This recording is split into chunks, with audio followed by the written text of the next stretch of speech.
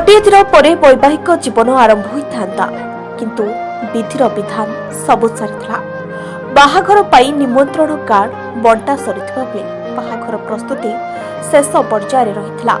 तेबे बाहा हेबा पूर्वरु बाइक दुर्घटना चली जाइछि बरर जीवन।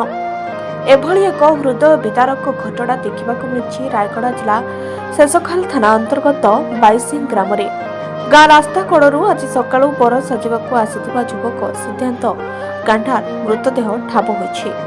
घटनास्थल में सिद्धांत बाइक पड़िथिबा देखा मिलिथिबा घटना को नहीं परिवार लोके प्रकृत सत्य अनुसंधान करबा पई शेषखाल थाना एक लिखित अभियोग करिसेंते।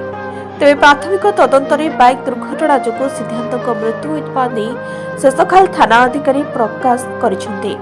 मिलिथिबा सूचना अनुसार आसंताकाली सिद्धांत बाहाघर निर्धारित होइथिबा बेले एने परिवार और संपर्कीय बहुत खुशी थिले, किंतु आज सकाळे सिद्धांत मृतदेह ठाब हेबा परे गाँर शोकाकुल परिवेश सृष्टि होइथिला।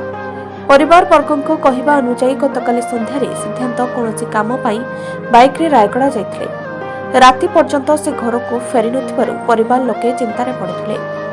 तेबे आज सकाळु गाँ निकटरे रास्ता चाष जमी सिद्धांत मृतदेह और बाइक पड़िथिबा किछि ग्रामवासी देखिबाक पाई परिवार लोके तुरंत शेषखाल थाना रे जणाइथिले।